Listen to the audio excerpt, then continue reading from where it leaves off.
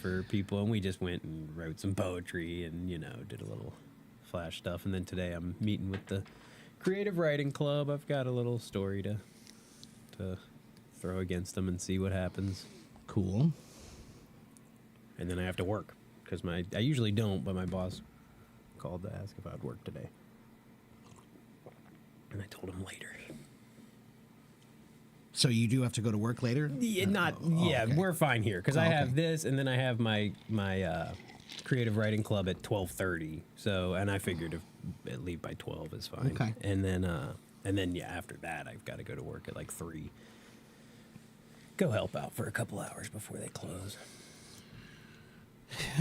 Anyway, hello everybody. We're here. Hello. We are here. Hello. Oh, you were doing the Miss Doubtfire. I did the Lionel Richie. Actually, it wasn't the Mrs. Doubtfire. It was the again Seinfeld. The episode with hello. And they make the big. He's not allowed to. The girl, his girlfriend hates the voice. Right. That's right. Yeah. Oh, it's that one. That's why. Duh. But it is blurry. It is a little blurry. Maybe see if you take it off where it's already back. If it gives us enough or not. I don't know. I don't think it will though. No, I think you're right. Yeah. I think it'd have to be moved again, which is fine. Right. Hello, Olivia. Hi, Olivia.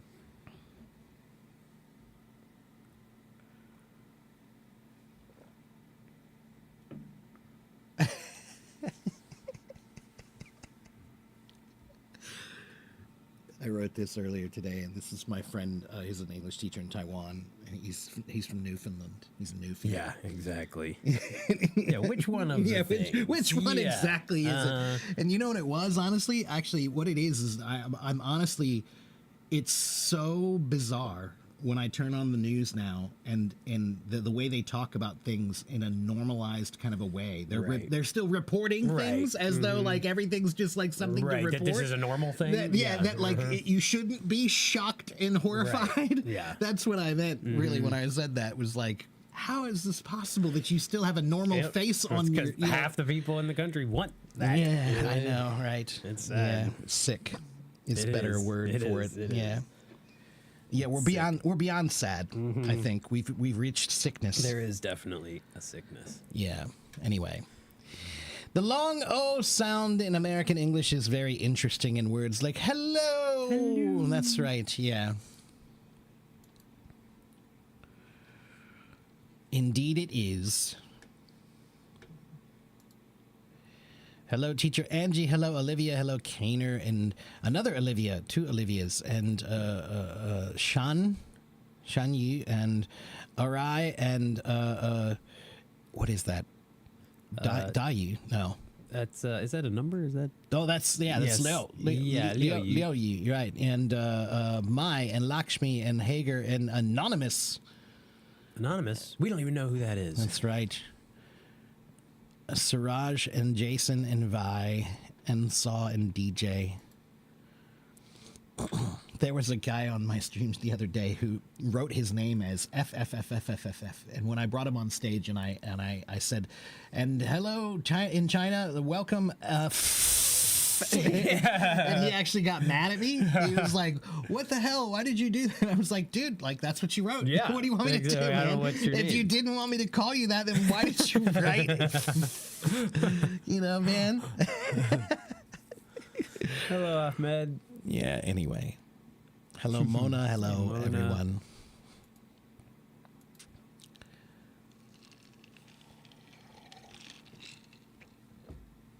I'll tell you what. I will be right back in just 1 second. You take the helm. Yes. How are we this morning, this evening, this afternoon, wherever you are?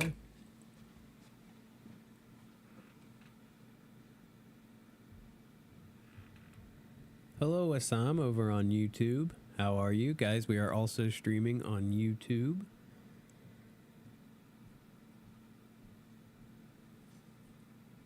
Anybody have any English questions? Hey, Jack Brown.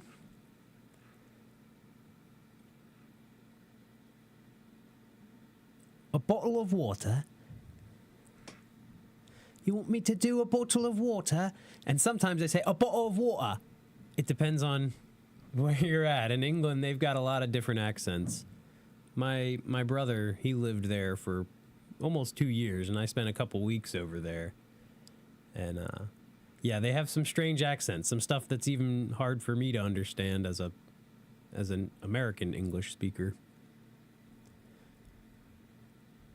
Hello, Crystal. Hello, Refka. What's the difference between an acronym and an abbreviation?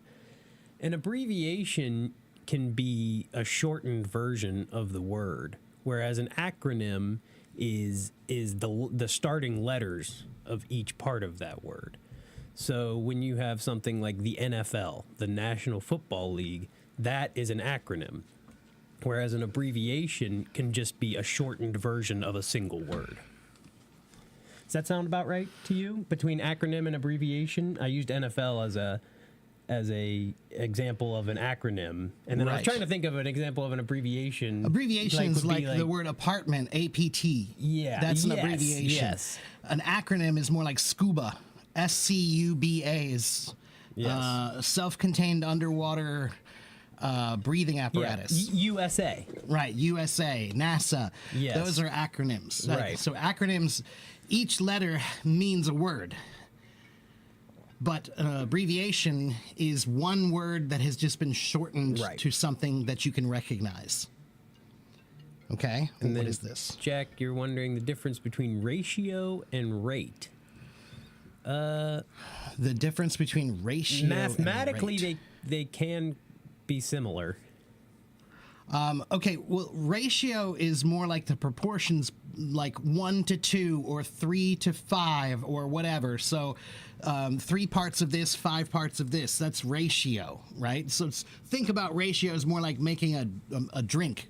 Right, it's like a single thing, whereas like a rate half is and half over time. That's a ratio. Rate, rate is how something is measured over time. Yeah. Some kind of amount of something over time is a rate. Ratio is a proportional amount determined between two things or more. Could I please sing Cry on My Shoulder? Well, because I don't know Cry on My Shoulder and because I don't sing, I can't. But LeBron's asking. He's my favorite basketball player. What's that other song? Put your head on my shoulder. Yeah, it's Paul Anka. Put your head on my shoulder. Right. We would sing that at karaoke or swearioke. It's a very old song, everybody. Change some words to make it sound dirty. And hello, Wessam and Hossein over here. Hello. Oh, the Nicki Minaj friend. Yes. Welcome back, Hossein. We love you.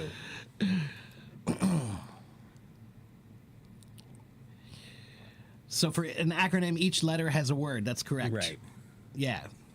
The That's BBC correct. is the British Broadcasting Company. Right. Yeah. SCUBA, NASA. Yeah. All of those are acronyms. Yeah. Hello, Nino.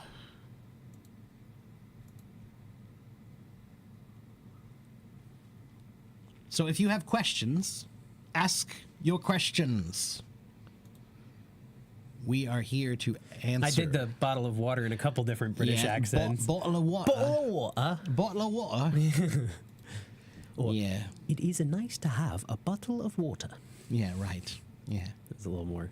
That's the proper. Yeah, right. That's the other side of town. I was gonna say you get a little close into the inner part of the city, and you hear that on the outskirts is where you get the. Did you know that that's where we get the word gentrify from? The gentry. Yeah. Ah, yeah. Yeah, that's where we get the interesting. Word. Yeah, I didn't know that. Me neither. I didn't until just recently. I was looking at the words. I was like, oh, yeah. That as soon as you makes said sense. it, yeah, the gentry, right? And that's why the voice. That's the voice of the gentry, right? Yeah.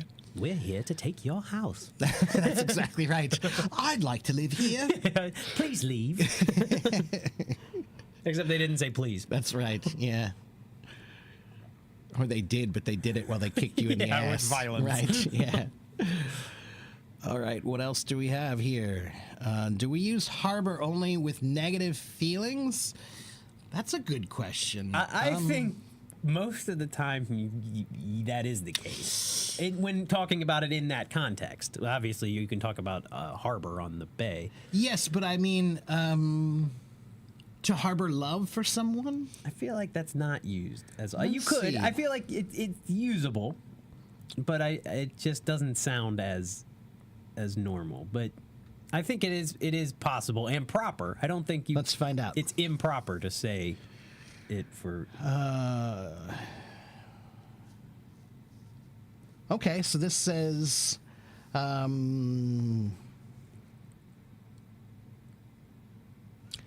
I had always thought that harbor, when used as a verb, carried a negative connotation and therefore should only be used with words conveying a negative feeling, such as a grudge or contempt, until I found this. Similarly, Russians harbor both admiration and contempt. So there you go. So I guess harbor in could Russian, be used to say more than one kind of thing. Yeah, like I don't think it's a rule, but Right. Yeah. Yeah. But it may sound a bit strange. So I think in most cases, harbor is used to talk about negative emotions and negative feelings, but there's no reason why you couldn't there's not. use it for a positive feeling. And I don't think it's too strained, personally, to do so. Let's see. Let me ask ChatGPT and see what it says. Can you use harbor? Let's see, the verb form.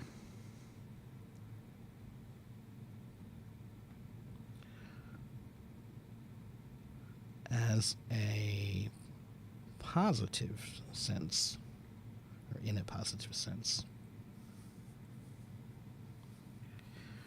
There we go. So even ChatGPT says the same thing. Yes, the verb Yeah. harbor can be used in a positive sense, though it is more commonly associated with negative emotions, to harbor resentment, to harbor doubt. However, it can also mean to hold or nurture something deeply in a positive way. For example, she harbors a deep love for her family. That's what I was thinking. He has always harbored Right. dreams of becoming a musician. They harbor great hope for the future. So, Yeah. it can be. Yes, it can be. There's not. I think it's really just a matter of commonality. Yeah. That in most cases we usually hear it used that way, but there is no rule at all, and it can be used for positive senses for sure. It's Yeah. like the singular they that people Right, yeah, don't. Right. So often when you used. use it in a positive sense, it means to cherish, to foster, to hold on to something meaningful. That's what usually you're talking about in that case. Okay. All right. Let's see. What are our other questions? Hello from Mexico. Hello, Cynthia. Hello. Hello, Jahangir. Hello again, Jessica. Abdo wants a method to improve your English English language. Abdo, I have been on Hello Talk for almost 12 years. I have 79,000 followers. They follow me because I have many methods. Okay? So watch and follow. I can't give you my entire method right now in one sentence, okay? But if you follow me, let me give you my website and my YouTube channel. If you follow me on my YouTube channel, you can find lots of videos with lots and lots of tips about how to improve your English. Many methods: reading, writing, listening, speaking, grammar, vocabulary, pronunciation, accent, TOEFL, IELTS. All of it is there, okay? So here is my website where you can go and sign up and follow me, and here is my YouTube where you can find all my videos, okay? And knowing what works for you is going to be the most important question. Yes. In your English learning, because Yes. a method that is going to work for you is going to be the one. So, like he said, there's many methods, and you can find them on there. Right. You need to find one that you can really engage with, and that's gonna Right. instead of just grasping at whatever method may work for someone else, it may not work for you. Right. Yeah. Can you talk about word building? For example, what does it mean to use able, ibble, full, less, us, ivy? So, Anonymous, that's a good time to get out etymonline.com. Let me show you. .com. So this website, let me bring it up and share it, and I'm going to show you why it's such a good website for that question. Whoops, what did I just do? Steam. Get rid of that.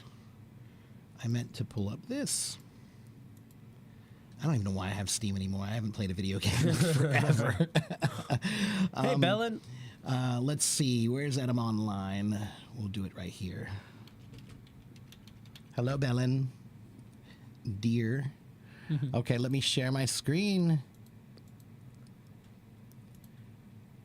Okay, and now I want to show you on this website. This is Adam Online. If I type in ABLE like this, look at that. There's this right here. I can click on that, and now it's going to tell me, oh, look, this is a common termination and word-forming element of English adjectives. So we have the sense of capable, liable, allowed, worthy, requiring, or bound. So it means you are liable, you're capable, you're allowed, right? So it's able, meaning able to do something, right? And if you search down a little bit, you can go and you'll see there's able. And let's see, related entries for able. Where are all the ables? Capable. Where's the list? I'm looking for the list of related words. No, that's ability. Oh, there was a see all related words. Oh, yeah, just go. Where was it? There. Oh, that's 12, though. That's only for ability. Yeah, Oh, I'm looking for I that see. same thing, but for this able. Oh, I see. It's somewhere here. I think I went too fast and I went past it, maybe? Oh, no, it's right here. This is it right here. Okay, so able-bodied, changeable, sufferable, teachable, receivable, terminable, and then look, it goes next, and you can go to this one, and you got reliable, knowledgeable, chargeable, profitable, remarkable, pleasurable, disable, treatable, right? They're all right here. Okay, so if you just look up this, all I did was look up -ABLE, and you get that there. And you can do that for all of those endings that you just gave me, the IBLE ending, the OUS ending, the LY ending. Okay, now every ending has a different meaning, right? So for example, LY endings usually means it's an adverb, right? It's a word that's been turned into its adverb form, okay? And there are patterns. And I think it's really good to just go through and see all the words that have able and all the words that have us, and then just see how they're used. Some of them will be very common. Some of them will be not so common. Some of them will be very rare, but I think it's good to just kind of get a good view of all of them. Okay. And again, that's called etomonline.com. And yeah, you'll see, to be honest with you, Anonymous, that concept of word building, it is open concept, which means Yes. that technically you can add those words to the end of just about anything. And we do. And we do, right? So that's actually probably one of the more common ways new words are created, is just by taking an old word that we had and adding one of these endings to it to kind of give it a new sense. Yes. Right? So I guess what I mean is there are already many formed words using those, but those words themselves are word-forming elements, which means that you can add them to other words to create something new if you want to add, for example, able, the ability to do something. So drawable, it's able to be drawn. Buyable, it's able to be bought. Craftable, it's able to be crafted, right? Speakable, it's able to be spoken, right? So you can really just take a word, a verb, and just add the able to the end of it, and it becomes that. Okay? And even if it's not in the dictionary, technically it's not wrong. It's a word forming element. Again, Shakespeare did it, Milton did it. Why can't I? Yeah. That's the way I see it, Okay. And we're taking any questions about English. We are English teachers. I feel like in art we do that sort of with the IA, like Lynchian. Something is or Lovecraftian. Right, of course. Yeah. That's, again, which are same just thing. It's just the word-forming element that you just add to the end of a name. Yes. Right?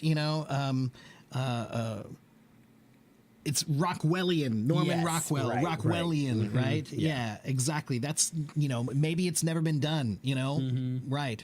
But it can be. Maybe one day people will talk about the Samsonian method. Yes.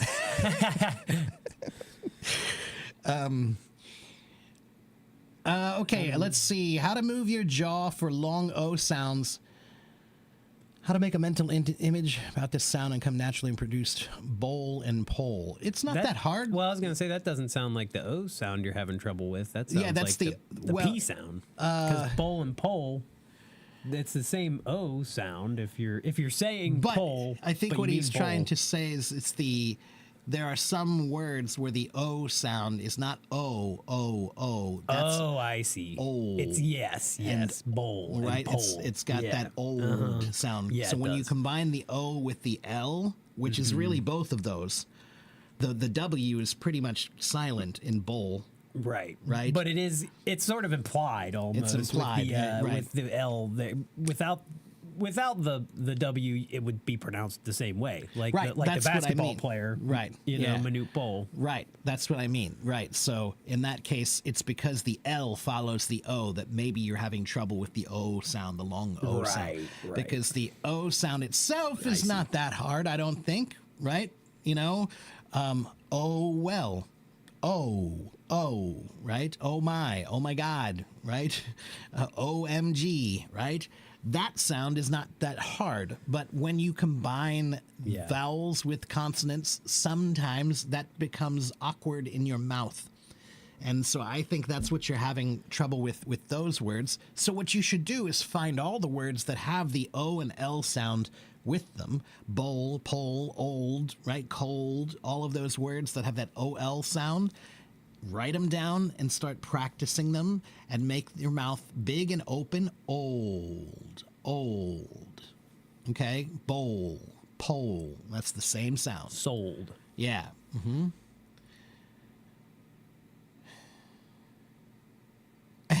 They confused you with their explanation of acronyms versus abbreviations. Yeah, sometimes that's words. Kind of you know. sad. 'Cause Yeah, I it feel like is, but it's- that's dictionaries, man. yeah, I'm trying to tell you that it's there's we still need to branch out from that. Yeah. English still has two different worlds. One is a native speaker's world where in the native speaker's world, they always feel you should elevate the language as much as you can to show that you are Mastery. intelligent and masterful. But it's an international language now, which means that everything should be simplified to its simplest form for everybody to understand. Right. So that's why when you read dictionaries, the definitions themselves can sometimes be confusing because they're trying to sound elevated when they could sound more simple, but they just choose not to. They're afraid, to be honest with you. When you have names like Oxford, Right. the Oxford people want to sound like Oxford Yeah, people, well, and and they- Oxford people use big words. So. And they have to justify their existence in Right, some that's way. exactly right. So they produce these rules. There's that- a lot of that going on. Yeah. Yeah. Do I recommend using Jolly Phonics for non-native young English learners? I'm not familiar with Jolly Phonics, but I do recommend phonics. Phonics I think is the key for kids and adults. You have to know how to sound things out. And I know it's hard because many of the words don't follow rules, but many of them do. Yeah, and even for English children, we do a Right. Yeah. lot of phonics. That's still- yeah. That's still how my mind works when I see a word I don't know. You sound it out. Right. I still break it down to phonic sounds, to figure it out. Okay. That website, again, is called etymonline.com. It's also on my website. If you go to my website, you can find everything you need on my website.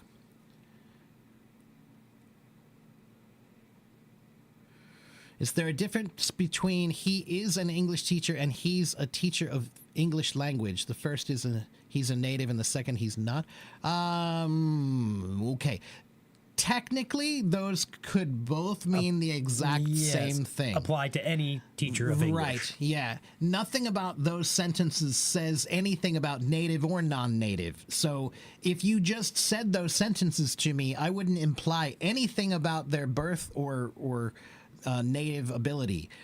I would think that those mean the same thing. It's just two different ways to say he is an English teacher and he's a teacher of the English language. It's the same Right. thing, right? So I'm an English teacher, but he's a teacher of the English language.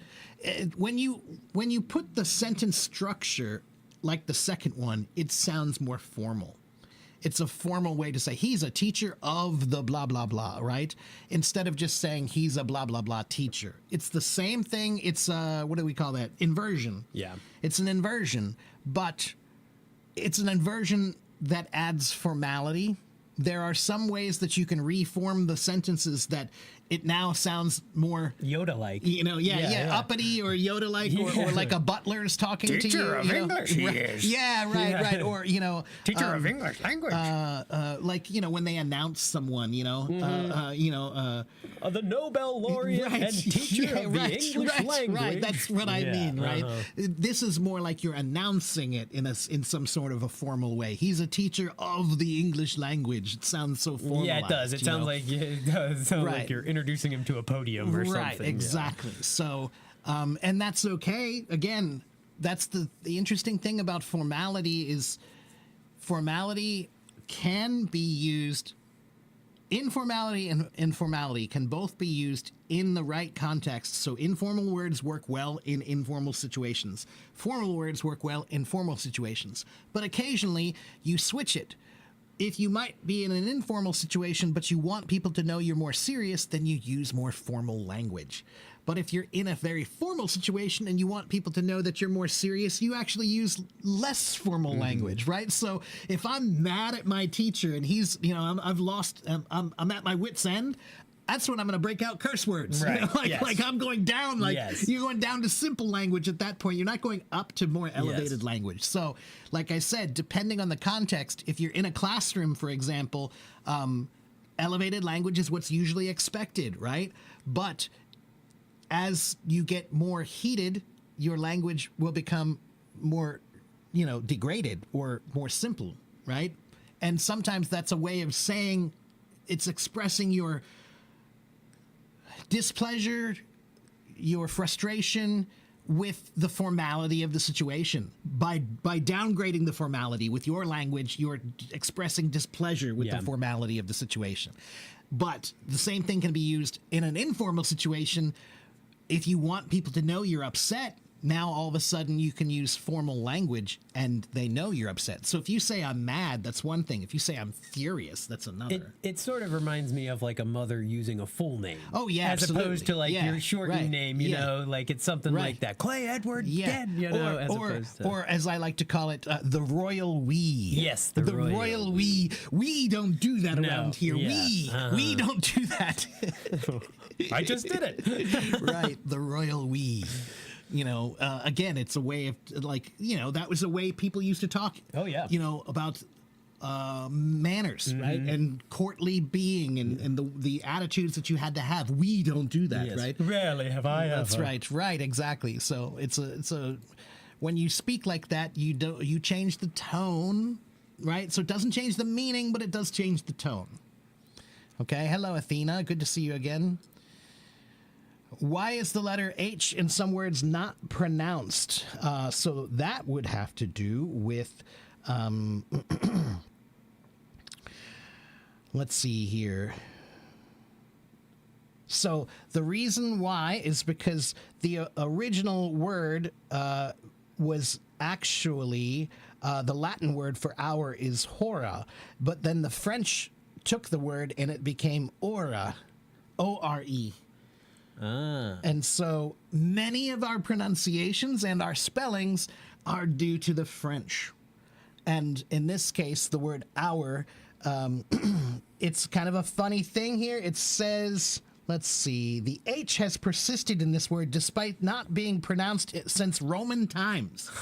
Right? So in Rome, they pronounced it hora, Hora, yeah, right? yeah, hora. But in France a few years later, now it became aura, or I think it's or. I'm not sure how to. I think it's or.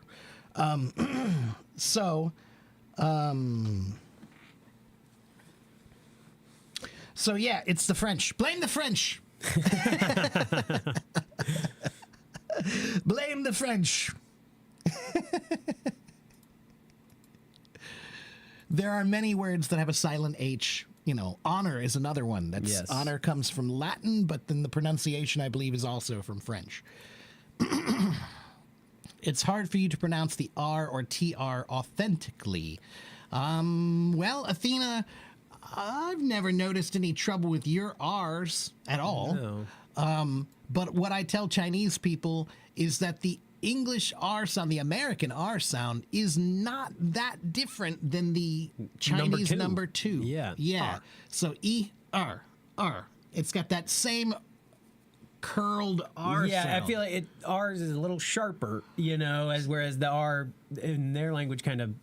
I was going to say the opposite. Yeah, I was- maybe you're right. Yeah, There's no, a you're right. short That's and, what it is. Short and sharp Yeah, is the R. R, right? Yeah, They yeah. drop it off. Yeah. Whereas Ours ours is is that more long floaty. car, You're right. right? But that's what I tell them No, to you're do right. is say Yeah. the number two, but then Yeah. don't make it short and sharp. Don't make Yes, it R. right. Make it R, like a dog, Yeah. right? Or a pirate, R, matey, R. Yeah, you and know? then I feel like for the TR sound, it's almost like you start doing the R before the T, and then Right. in the back of in the back of your throat, you begin the R sound before you even hit the T, and Right. then tree, and Yeah. it all comes out as one. Yeah, I would focus on simple words like try and tree, right? And remember what I always talk about with over exaggerating your words, over exaggerating your mouth movements. Okay? Can you use antithetical and contradictory interchangeably? I think sometimes yes. And sometimes I think in the context, one would be better than the other. It depends Yeah. on what you're writing about. Antithetical feels maybe more specified to me but I guess contradictory could be too. But I'm not. Right. That's just my Let me just see gut again. feeling. Let's just ask ChatGPT what it thinks the difference is. Antithetical versus, what was it? Contradictory. Contradictory.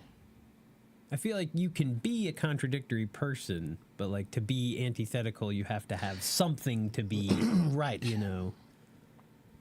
So they both refer to opposite ideas or opposing ideas, but they have subtle differences in meaning and usage. Antithetical refers to complete opposition between two ideas, concepts, or things. That's what I thought. Yeah. Anti has the word anti in it. That's stronger, right? Both anti and con mean against in Latin, you know, but antithetical says it's often used in a more abstract or philosophical sense.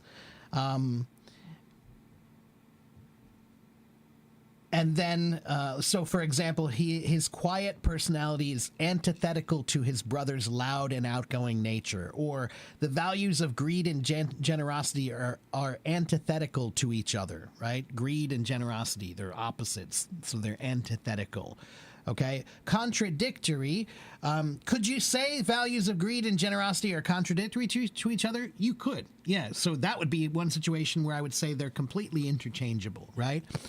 But contradictory, it says, it refers to things that logically cannot coexist because one denies or negates the other.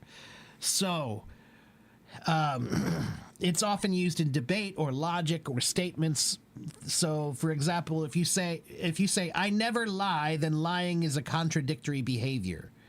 If you say I never lie, then lying is a contradictory behavior, right? So you said I never lie. So if you lie, that's a contradictory behavior, right? Her actions were contradictory to her words. She claimed to be honest but kept lying, right? So it goes against what you're saying. And eliminates the other thing from being a possibility. That's right. Yeah. So the key differences, it says, are antithetical means they're complete opposites in nature or concept, right? Whereas contradictory means two things that cannot both be true at the same time.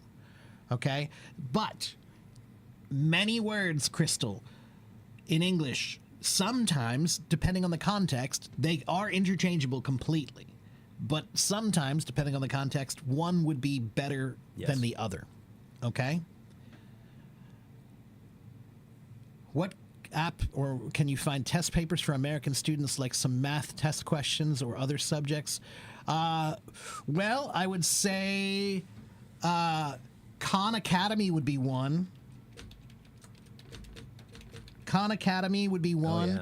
And then you could also maybe find Anonymous. For example, I'm a teacher, so I subscribe to some teaching websites that provide materials, right? So there's one called Ellie.com, and there's one called superteachersworksheets.com that I have, and they have worksheets, right? So you have to pay for it, like a monthly thing, I think, but you can buy just 1 month, I think, and then just download what you need, right? And use them.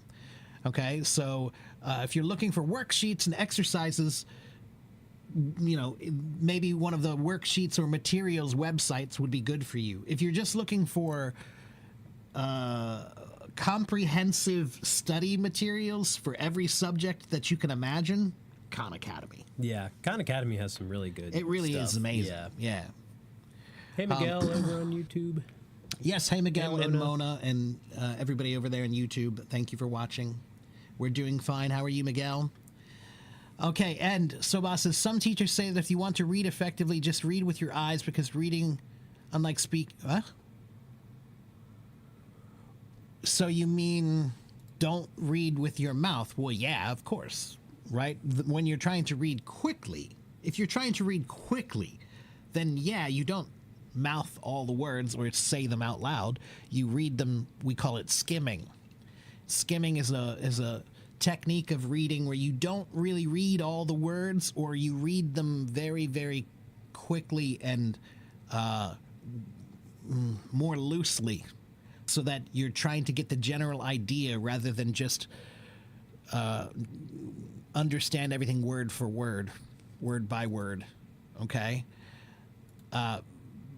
But effective reading is just a matter of practice. I really do think you just need to read more. There's really only one way to get good at reading. That's read. That's anything.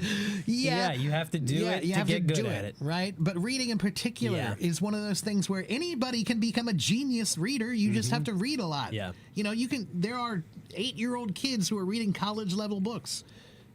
If they have enough practice, they can. That's what we say in America. We say every book is a children's book if that child can read. You saw Captain America in the movie theater today? How was it? I haven't been to a new movie in years. When did I go to my last? I go to the theater with my mom. The last one We I saw like was to go see Oppenheimer. movies. Oh, okay, that wasn't that long ago. And Yeah, before that, it what, was 2 years ago? years Yeah. before that. I go to the theater fairly often with my To mom. be honest with a few you, times a year. I'm over it. I like go if it's a good movie. It depends on the movie. It depends on the movie. And I think Captain America is something fun to see in the movie theater, because if you're going to the movie theater, you want to get the most out of the experience. The big Yeah, speakers and the big lights and the to big be honest flashy. with you, none of that for me. Being able to sit on my couch or lie on my bed, I do like and that. have my Yeah. own snacks No, and I- eat whatever I want and take a break and pause it and go to the bathroom whenever overall, I want. prefer that. Yeah, I can't help it. Yeah. I've now become spoiled with comfort. When I you went know? to see Dune 2, I saw that in the theaters, and there was people talking next to me to the point where I had Right. to say, "Stop talking." That's what which I mean. Is obnoxious. Right? Yeah, yeah. Especially for that money. I know. Yeah, it's just too expensive now, too. To be honest, just I don't. and That's why you honestly, sneak in even a steak dinner. Oppenheimer was one where I thought, oh yeah, I want to see that in the theater. I could have waited. Yeah, and it was like really long. Too, It was wasn't super, it? super Yeah. long, Yeah, and there was yeah. nothing about that movie that needed to be seen in the theater. No. It easily could have been just as good. Right. But we even bought the what do they call the big movie theater? The Oh, the IMAX. IMAX. We Yeah. bought the IMAX one, but it was Yeah. like, man, what a stupid movie to make an IMAX. Yeah. It was. That's what I was saying about like Captain America. At least that you're getting something out Right, of the yeah. equipment and Right. the things that you're going out of the production of the Yeah. whole thing. Okay, MT, give you some easy tips to learn English. MT, could you please give me some easy tips to learn Hindi? That's what we call a loaded question, everyone. A loaded question. Can you teach me English easily? No, I cannot. No one can. If they could, then you wouldn't be here. You wouldn't be asking me for an easy way to learn if there were an easy way to learn. Everybody would know it if there was an easy way, but there's not. There's only methods and work, right? Choose a method and start working, all right? So, follow me, MT. 79,000 people follow me here for English tips, okay? Follow me. The president turned out to be the Hulk. Spoiler alert. Spoiler alert. Yeah, that's right. Athena, you just ruined it for us. He was the Red Hulk, I think. Yeah, I am trying to understand this whole Red Hulk thing. I looked it up. He's been a in the minute. comics for a long time, really. Yeah, I remember, but I didn't remember the premise, and that's where, like, to be honest And they with you, switch it up in the movies, and they change what it is. I used to be into the comic book stuff. You know, man, I mean, I read those comics when I was a Yeah. kid. You know, the real comics. Oh yeah. I'm over it again. Like I feel like it's like they're jumping the shark. Well, there's just stories that they don't really go anywhere, and they only serve the purpose to make another story, Right. you know, not to Yeah. actually tell a story. Right, and honestly, they've now franchised it to death. Well, and where after it used to be, there was like a part 1, part 2, part 3. Oh, it's done. It's finished. Well, and that was the whole Avengers kind of ruined that. Yeah, because and I don't of like how that. I loved the Avengers movies. I did, especially Infinity War, and then Endgame was good too. But between those two movies, they just exploded, and now they have to like try to prop up this giant that they can't anymore. It's a little too much for It me, is. you know. Yeah. I miss when it was just like Superman. They and you should have knew what just Superman cut was the gonna story do. off there. Yeah, and but- just tell a complete. The new Superman looks pretty fun. And they're creating a few too many superheroes, in my opinion, at this point. Well, they've now, had too. they've had them forever. They just are using too many. I guess. Yeah. Because there's been Polka Dot Man from the '60s or whatever. But actually, I mean, when I was a kid, I don't think they had Red Hulk when I was a kid. He came around, I think, in the early '90s. Yeah, right. Yeah. And I was out of it by then. Right. So, and then same with like all the variations of Spider-Man. Those came late. Those came in the '80s. That like Black Suit Spider-Man was maybe late 80s. Black but Suit I don't Spider-Man think early 80s. I think Black Suit Spider-Man was 82 or 83. Really? Yeah. Wow, I'm surprised. Because it was in a series of comics that they made Black Suit Spider-Man, and then it was the early '90s, and that's when the whole comic industry kind of exploded with everything being extreme, you know? Yeah. So then they did these extreme people, and then they started changing everyone's costume and changing everything because of the success of Yeah. the Black Suit Spider-Man. And everyone wanted And to change the it. Black Adam one, I was Oh, I didn't even see that. That was Yeah. terrible. No, I did not see that one. And actually, I liked the Shazam movie. I thought it was okay, I didn't see that one either. but I'm more of a Batman guy. I think they did a part 2 which flopped, and I didn't see it. Yeah. I don't know. Again, they're just doing, dude. At some point in time, there is something to be said for just saying like, hey, we're gonna make one. We're gonna make one, and that's gonna be that's it. kind of what this new Superman appears to be, but who knows? Yeah, right. I mean, let's put it this way. The open-ended nature of it is more about marketing than anything. 100%. That's what I was saying Yeah. about them not writing stories to That's write a what I story, mean. I but want them writing to write a stories to get a story. creation, Right. to get an extension on it. That's and to what I keep it mean. going. I want them to write a story that's- that has a purpose. And My friends are really into anime, and they love manga and anime, but I can't watch them for the same reason that the story doesn't serve a purpose to tell the story. It serves a purpose to write the next issue, So right. they just continue off with this stuff, and then you think that a story's building, but it's really not. Athena's now kicked us off into a comic book argument. Yeah, I enjoy it. It's fun. Juarez, hello Juarez. If you don't understand some of what we say, that's okay. Listen and try to understand Yeah. what you can. I'll try all to right? speak a little more slowly. Sometimes we speak quickly for the people who need it, right? And sometimes we speak slowly for the people who need it, okay? But there are 80 people here, so we're trying to give something for everyone, okay? Lupita wants some tips to improve pronunciation and stress of sentences. Well, improving your pronunciation, that's a big one. That's kind of hard to say. It depends on your particular pronunciation problems, right? So everybody has different problems. For example, Spanish speakers, many Spanish speakers need to work on the R sound, right? Because the Spanish R is different than the American R, right? So you have to work on that. Sometimes Spanish speakers have trouble with the TH sound. So you should work on TH sounds too, right? I was just doing some pronunciations with a student of mine from Puerto Rico, and yeah, that's what we were doing, is working on these kinds of R sounds and TH sounds for Spanish speakers. But everybody is different, right? So without hearing you, it's kind of hard to tell you what to do for pronunciation. But I do have one new tip that I just decided upon. It's something I've always kind of felt, but I just decided I'm gonna start promoting it just last night. And that is, if you really want to know about pronunciation, instead of looking at ESL websites, instead of looking for English websites to help you with pronunciation, I want you to go to a speech therapy website.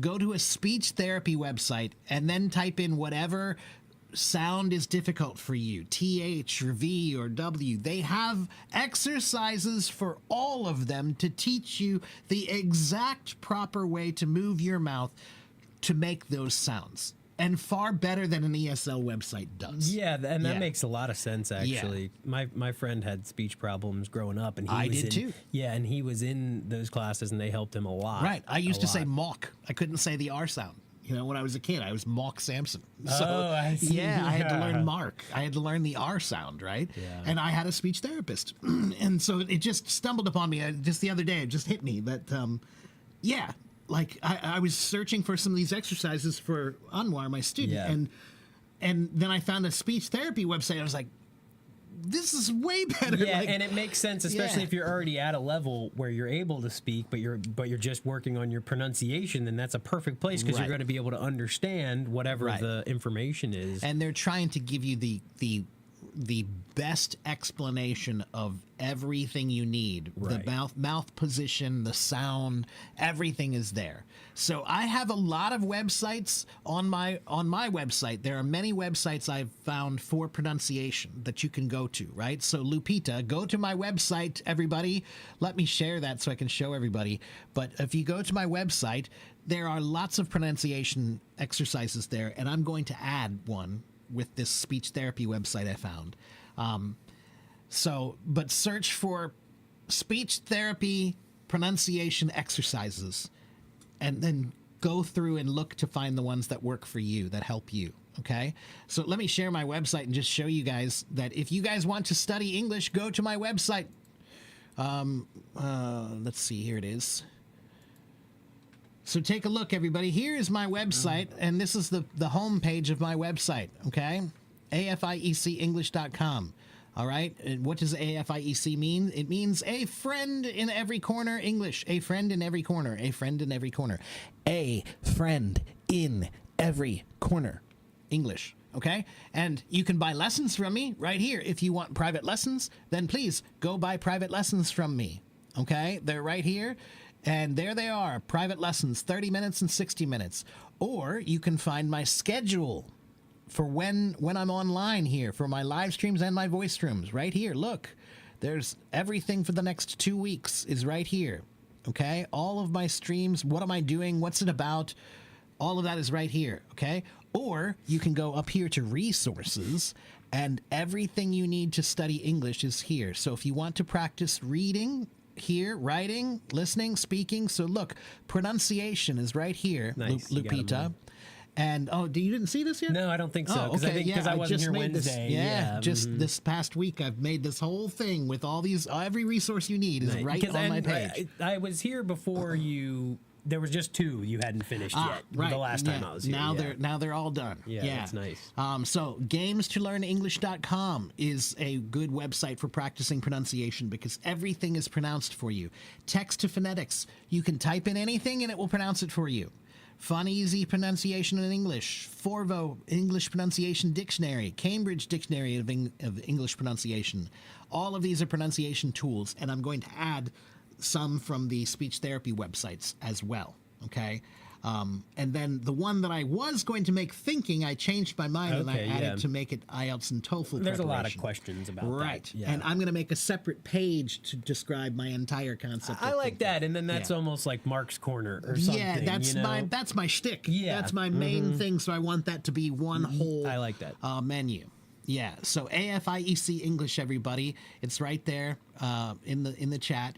So vocabulary, if you want vocabulary, there's thesaurus.com, etymonline.com, Wyzant Etymology, the English Language Guide, lots of vocabulary stuff here, okay? Or grammar, games-to-learn-english.com, BBC English Grammar. It's right here, Yasmin. I just put Right it above right your there. Yeah, right comment. above you. It's right there, okay? Dave's English Grammar, all of these grammar ones, right? And all of these, again, they open, so let's click on one. Let's do vocabulary. So if you want to work on your vocabulary, look at this one. This is a fun one. The Text Project. Check this one out. So in this one, they have core vocabulary. So if you click on this, it will show you like standard vocabulary words that you need. But they also have academic vocabulary, literary vocabulary, content area vocabulary, lots of different kinds of vocabulary on that one. Or, oops, I didn't mean to do that. Let's go back to here. No, here. And this one here is also good. Landgeek vocabulary by topic. Animals, appearance, body, colors and shapes, clothes, fashion, linguistics, cinema, theater, arts and crafts, literature, all divided into topics. How great is that? Right? So click on a topic. If you want a vocabulary for games, all right. So they have types of card games, types of trick-taking games, all kinds. Look how many. I mean, that's a lot. It's a lot of stuff, right? Gambling terms. Let's see what they got here for this. Winner, chicken dinner. Yeah, right. Review. Where is it? Start. How do I start? Or do I have to sign in? Yeah, no. Oh, no. Okay, there we go. What is a betting shop? Right? What is a betting shop? It's a physical online location where people can place bets on various sporting events or other types of competitions with odds determined by a bookmaker. I worked in a casino for 7 years, and I never heard the word betting shop. Yeah? The term betting shop, yeah. Well, there you go. I mean, you could call it a betting shop. Right, you know, exactly. Yeah. Anyway, so all of these are here on my website. Just go to my website.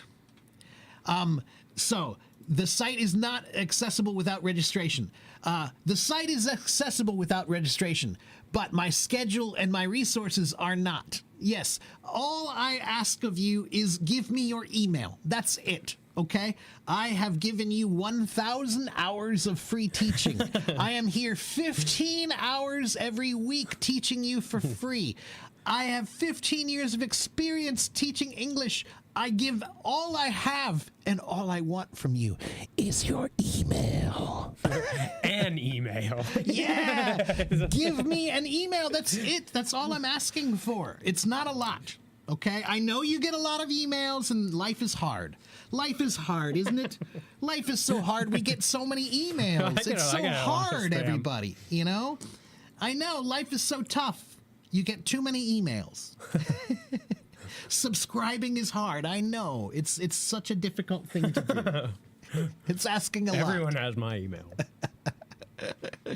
So you have to subscribe. Yes, you have to subscribe if you want my work. That's really what it comes down Do to. they need a VPN in China? Most people should not need a VPN. No. Most of my followers, my Chinese followers, they are able to use my site without a VPN. Only a few have told me that they do need a VPN to use my site, and we don't really know why. There's no real sense to it. Hello, a lady. How long have I been on Hello Talk? More than 11 years, almost 12 years. Almost 12 years. Hello, lady. Ni hao. Yeah.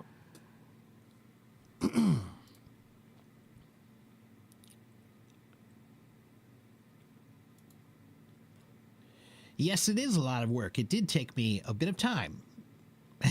Okay, so I found everything I could find that was free.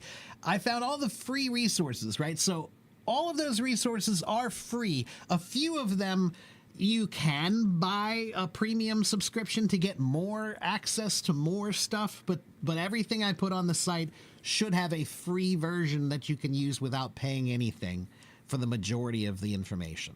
Okay? What is this about? You do not want to sound like a dangerous person with a strong Russian accent? Well, that's not a you. stereotype. Yeah, I was gonna say that's Yeah. based on Sylvester Stallone movies and from the 80s. But no, I mean, like even Shameless, right? I've been watching Shameless recently. But that's and it's just it's a stereotype, cliche right? and a stereotype. It is, it is. But yeah. But to be honest with you, That's not based on reality, Marina. It's based on movies and TV. I'm not going to completely agree with you on that. You think And someone's here's- dangerous if they speak with a Russian accent? Here's what I mean. What I mean is that several Russian people have told me when I speak Russian, when I say any word in Russian, unless I say it with a little bit of oomph, it doesn't sound right. So if you just say "что," it doesn't sound right. But if you "что," like if you say it like you're a little bit angry, suddenly they all say, "Oh, that sounds like a much better." a German yeah, type thing. kind Yeah. of. So that's what I mean. Is like just like Germans, we think Germans There's a force behind the are language. serious, Yeah. more serious than Right. There's this kind of I will say not seriousness, but maybe I don't want to say dangerous. I want to say maybe aggressive. Yeah, or And just there's just an angry sort Like of this, tone yeah, sort to of it. angry Yeah. tone to it, yeah. Yeah. And so that's why they think it's aggressive or dangerous, right? But it's just the nature of the culture, I think, in some ways. Not everybody, but I've talked to a lot of Russians that have agreed Well, that that's and kind of a so thing. and like I was saying, in so many films in the 80s, Yeah. Yeah. Russians Of were the course. bad guys, Yeah. and this has become ingrained That's in true. popular culture. There is that too. Yeah, there is that too. Yeah. Okay, we're trying to keep up with all the comments, everybody.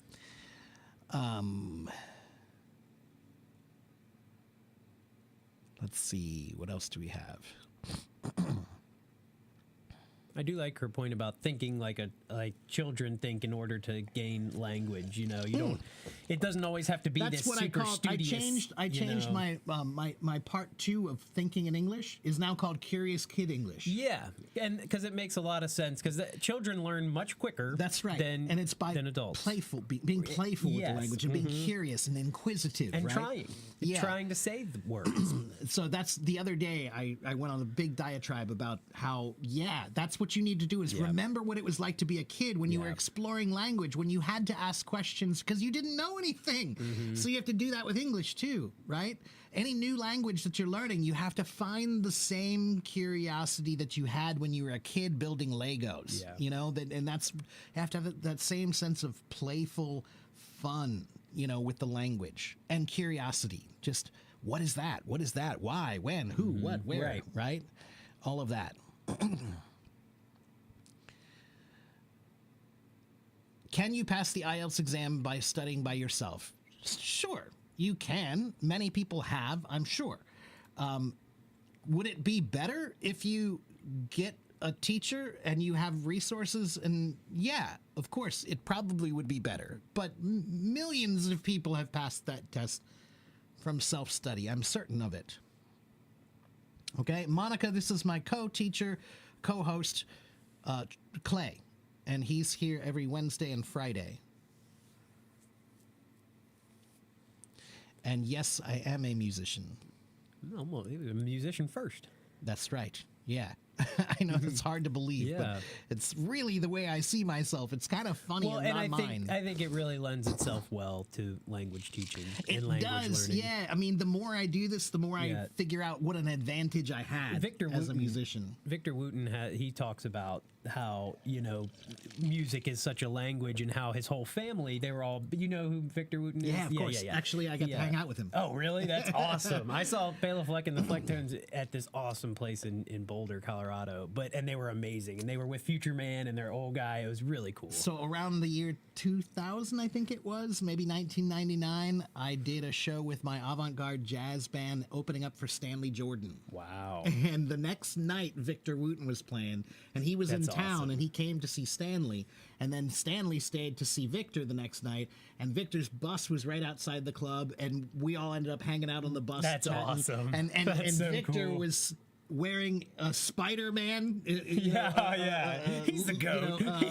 Spandex Spider-Man, love him. and he's only like 5'5". Right, So it's like this short midget black dude wearing a spandex Spider-Man suit playing bass. Playing the best bass And- you've ever heard in your And his life. brother is Reggie Wooten. Yes, and there's like a they Bass Day also 98 played. video, Yeah. if you've ever seen that on YouTube, where they go at it Yep. at each other, and he's got like They the did scrunchie whole on thing. the end Yep, of the thing. That's It's right. so cool. Reggie is who taught Victor Well, how and to that's do all what that. that's Yeah. what he talks about, comparing language to music. He says that's part of it in his family. As a child, you're given an instrument, and that's how you communicate Right. with the rest of your family. So you Right. need to find, yes, they speak language as Right, well, right. but that's the way that they communicated and got along with Yeah, each it was other. a hell of a show, though, seeing the two of them on they're- stage. Yeah, it was they're great. something else. And his brother Reggie, they also did a bunch of James Brown songs because cool. he sounds exactly like Right. James And he's Brown. kinda got the hair, Yeah, he's too, got the doesn't hair he? and Yeah. everything. Yeah, so that was fun. Yeah, but that was a high point, hanging out with Stanley Jordan and Victor Wooten. Yeah, that's really cool. Okay, so King, you want to improve your pronunciation and intonation. The truth is, King, no one can give you pronunciation or intonation advice without hearing you. Yes. Right? General advice is not all that useful in your case, right? I don't know what your problem is, so I Yep. can't possibly advise you. Intonation needs Right? targeted advice. That's right. So, King, one thing I would say is follow my websites because I do talk about pronunciation and I demonstrate and correct people's pronunciation here often. Maybe someone who comes on stage has the same problem you do. So if you see me correct their problem, then you can figure it out also, right? Or occasionally I do streams. Today I haven't brought anybody on stage yet. We can bring somebody up here in Yeah. a second, but sometimes I bring people on stage for some streams and I help them directly. So maybe you'll get a chance to do that.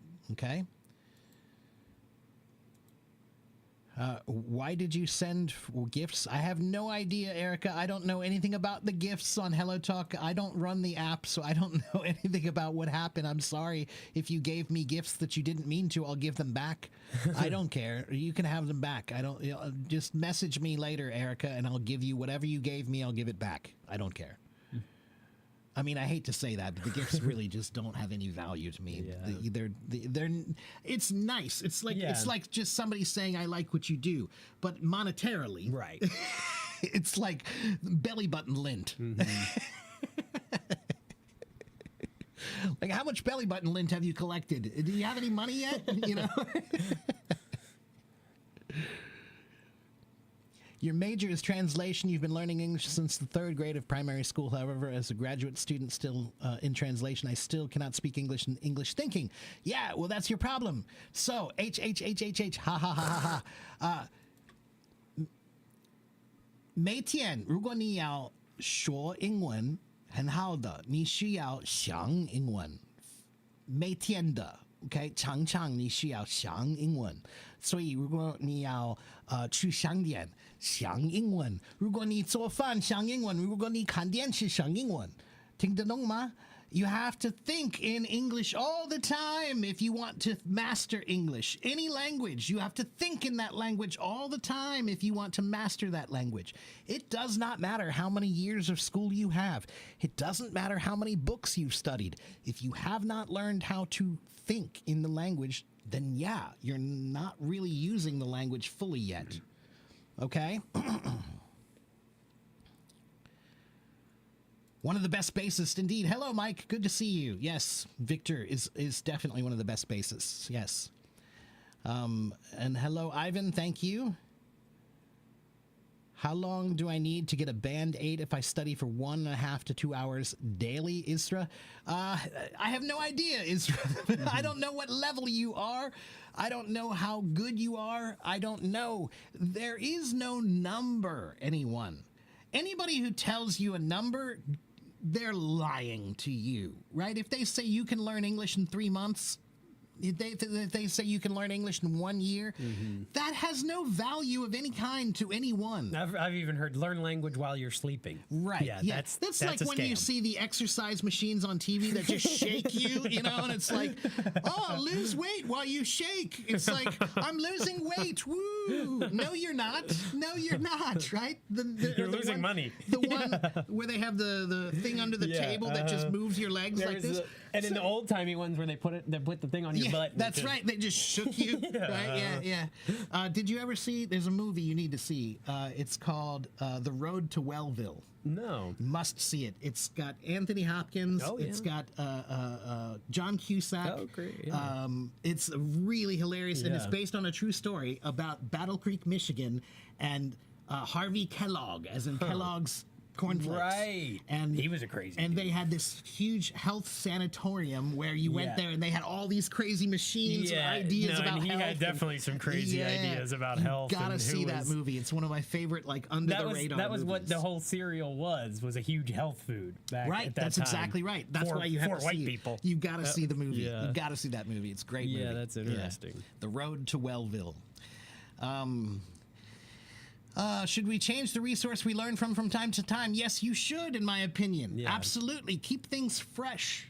You should have as many resources as you can. If you go through one grammar book, good. Go through another one. Because they might explain the same thing better, right? So there might be something in one book that you don't understand very well, but the next book explains it much better, or they have an exercise that you understand better, right? So absolutely, yes. Okay? It's like looking at a beautiful sculpture. You should look at it from every angle, right? So one day you look at it from the front, but the next day you look at it from the side because it's a completely different statue from the side, right? Hello, hello, hello, everyone.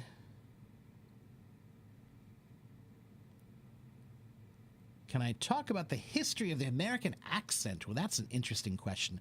You found American actors' accents in the 70s films or earlier are different from the 80s. That's true, Anonymous, because prior to the 1970s, there was a thing in acting, particularly in the transatlantic accent, which was this very interesting mix of American and British accent that made it sound kind of elevated and more... And it didn't more exist. rich and formal, Yeah. right? It was a made up. It was a thing, made up in everyday language that those accents weren't real. right? But the point was, it was supposed to Elevate it, make yes. an air of an atmosphere of Now I'm selling this dishwasher. right? Like you're higher somehow, you know. So all the old actors learned how to speak like that, and it was kind of considered to be only the best actors had that accent for a long time. That's how it was, and it was around that time, right around the 70s, when that kind of changed, where the I would say the 60s and 70s. It was after civil rights when you get more than just the homogenized that's right, just pop white culture. people, that's Yes, right, on yeah. TV you started to get more accents. That's right. televised. Although even then, though, right? People like Paul Robeson and Sidney Poitier. Yeah. In the they all 60s, had yeah. very Sidney Poitier, elevated yes, big time. accents. You know, very elevated Yeah. accents. James Earl Jones. Right. You know, they Martin Luther King. They all But had that's to when speak the well. 70s you got a lot of the blaxploitation films. Well, what I was going to say was just that this is the proof of language and the power of language, right? Because why did Martin Luther King speak with such elevated language? Because he wanted people to take him seriously. And you use elevated language to show that you have knowledge, right?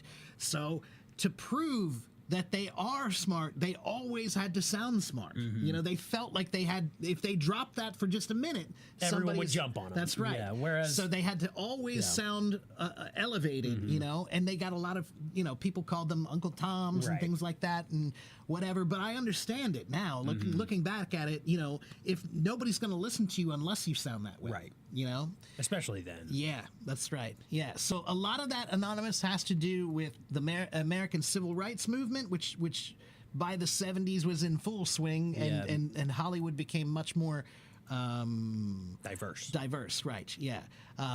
I wouldn't say much more, but it was But on, it on its yeah, way. it became more It diverse. started its process of diversity. Yes. Right? It was pretty terrible, really, Yeah. still for a It long was. time. But And even today, it's not. It's still not in the has greatest a lot place. of work, right? Yeah, but and then it was also a combination of this transatlantic accent, which was a specific accent that was kind of made up, To sell refrigerators. yeah, to sound elevated. Yeah. It was like the American elevated British sound. You know, it was kind of to give you that same sense of aristocracy. Yeah. Every time my children Right. come, they have their Jello. That's right. Yeah. Okay. When you stop practicing spoken English after a few minutes or a few months, you forget everything. So, one, don't stop practicing. And two, how do you not stop practicing? By thinking.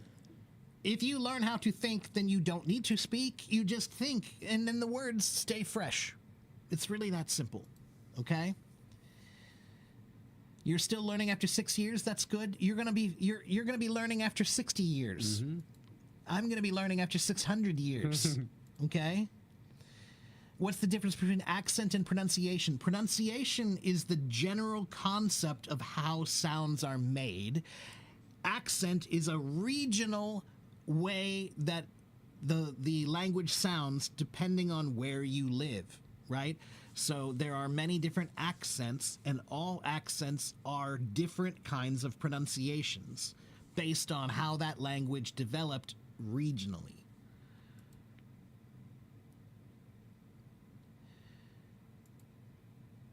Somebody earlier told me that they're surprised at how well I speak because of my background. Yeah, right, Mike. See, that's what I mean, man. Right? Yeah. See, that's a prime example and of that what was, I'm talking about. You know, the whole thing in America with if someone like Martin Luther King, they're always well spoken. Right, yeah, they're always black talking people about are how always- well-spoken are they are. well-spoken, Right, yeah. and they never say that for white people because they Right. posit it as the default. Right, which is again hilarious Yes, because it's not it's not correct.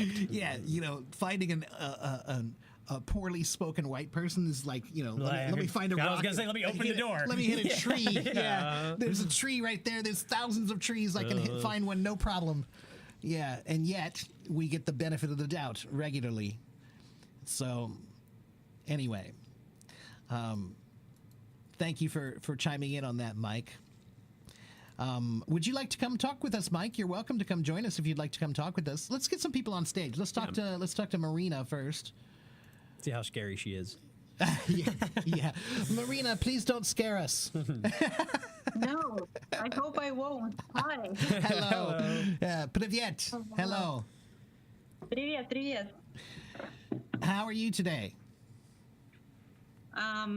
Great. Good. Yeah, I'll spend a little bit of time with my family, my little daughter and husband. Now they're just off to walk together, Okay. and yeah, I'm trying to use time wisely. You know, every minute you get, I try to use it wisely now because as the can you say a new mom?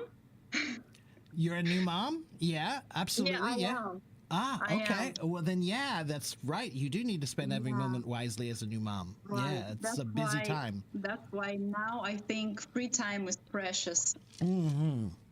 That's right. Well, because once you have a kid, now you have to divide your time. You have to give your time to that child, right? So you don't have as much time anymore. Right. You have to dedicate at least half of your time to that child. Yeah. If not more. That's right. Yeah, if not more. That's right. So, so Marina, you don't have to worry about your accent. Relax. I don't. No, not at all. Yeah. No, there's nothing scary about your No. accent at all. And yeah, anything that you were worried about, I think is really just a product of pop culture. You know, over Yeah. many years, you know, Russia versus America and all this kind of stuff. And so there's that accent that makes people think that there's something, you know, like to worry about. But no, come on, that's silly. It's silly. I was trying to make a joke, but I Yeah. think I failed. No. I see. No. Yeah. No, but it's okay because it's true, though. It's true because, again, like I said, there is something to be said for when I speak Russian words. If I don't put a little bit of anger on them, they don't sound as good. Like, they just don't sound right. And I've had Russians tell me that, right? When I say "do svidaniya," it doesn't sound, but if I say "do svidaniya," or like it's a little more strong, a little anger, right?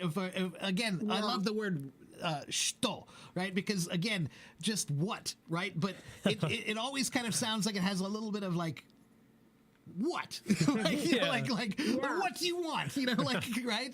Like an impatience. It can be very different. It can Right. be like, so like, excuse me? Right. Or it can be like, you know. Right, exactly. Right. And of course, we do it that way too. Of course, we have the same thing where we, you know, depending on how you say it, right, then it will come off that way. So I understand your concern, but yeah, don't worry about it. You sound great. You sound Thank great. you. Yeah. Thank you. So Yeah. are you in Kyiv right now, or where are you? No, I'm in Moscow. Oh, okay. I know this story, this political thing, and this Ukrainian flag next to my photo is a bit confusing because I come from the south, from Crimea, you know, and Okay.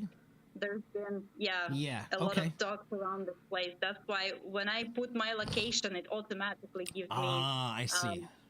I see. Well, that's yeah. interesting. Yeah, that is interesting. Yeah, well, I am originally Ukrainian, but I now live in Moscow. Okay, well that's interesting. No, but that's I'm actually going to talk to the CEO of the app next week. He's a friend of mine, and I'll mention that to him. I'll tell him like, look, did you know that the flags are chosen based on location and not by choice? Like, Yeah. and maybe Yeah.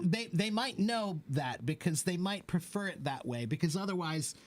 People I who could say are, I'm from right, Tonga or yeah, I whatever, could yeah. be living here and say I'm from Tokyo or whatever, and that would get confusing. So maybe they've decided that's the best choice is just to let the location software Up to figure it them. out. But Yeah, you know, it's been very confusing yeah, since I'm back here, and people keep asking me where are you from, and they sometimes, you know, this is a very sharp yeah, question, of course, right, it obviously is, right. now. Yes. And they keep texting me things, and I'm like, okay, guys. Yeah, you don't want I to don't be really a part know of how it. to answer this question Right. when they Yeah. ask me like where are you from. Right, yeah.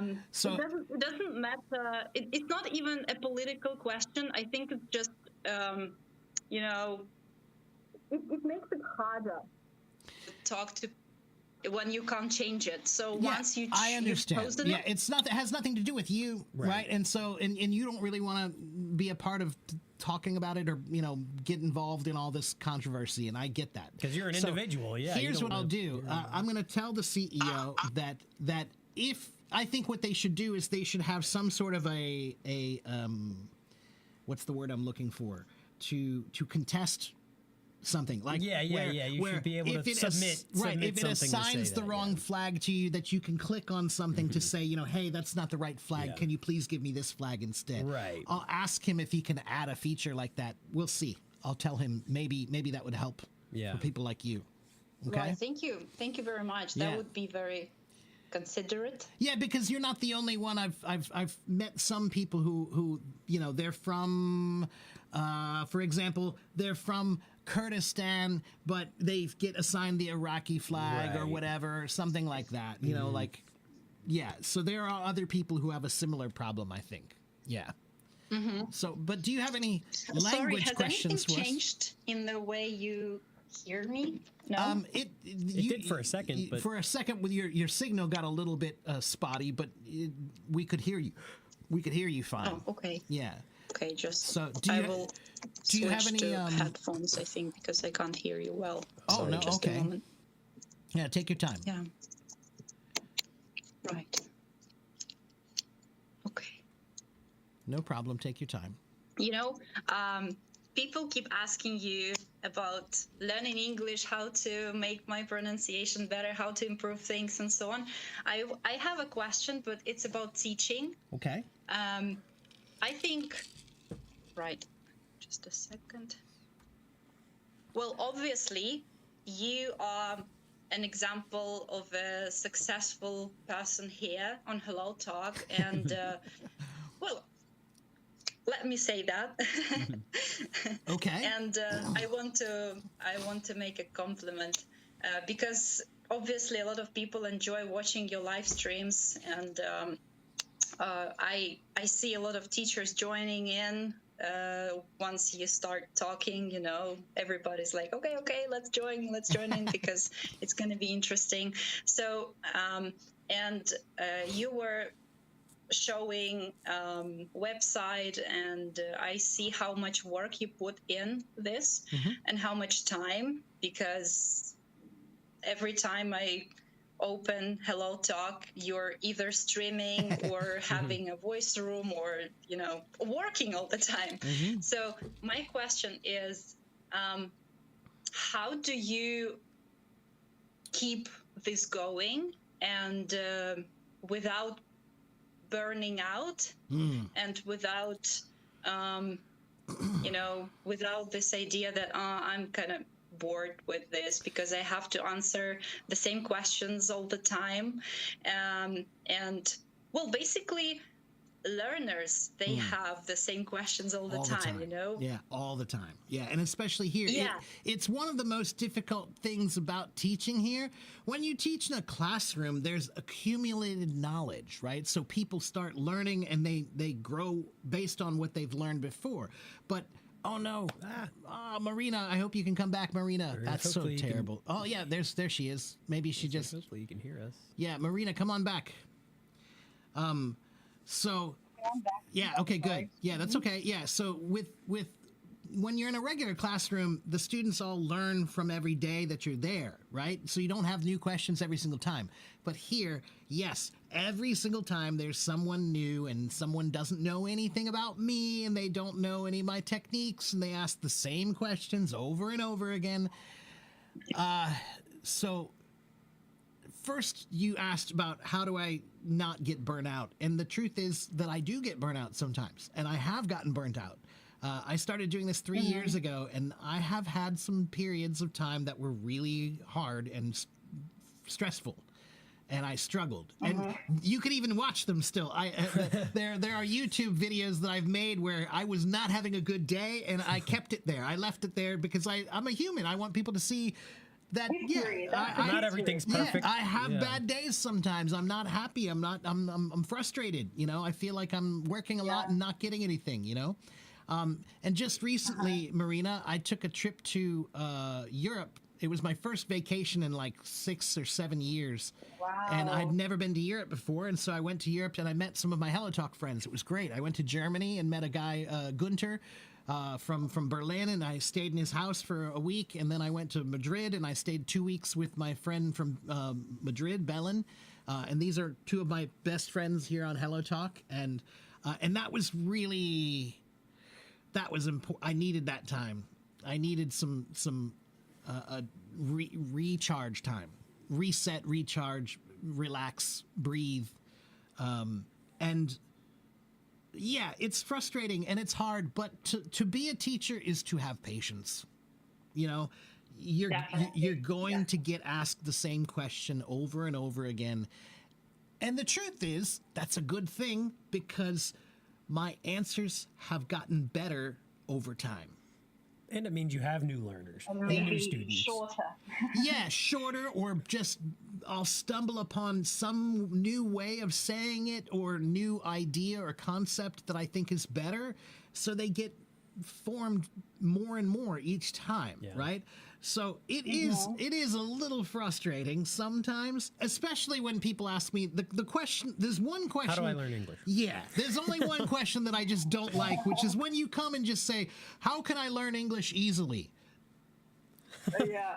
That makes me want to Okay, scream. By being Close born your in an eyes. English Right? speaking Yeah. area. Like honestly, like I have to calm myself when I hear that question because it's like, Yeah.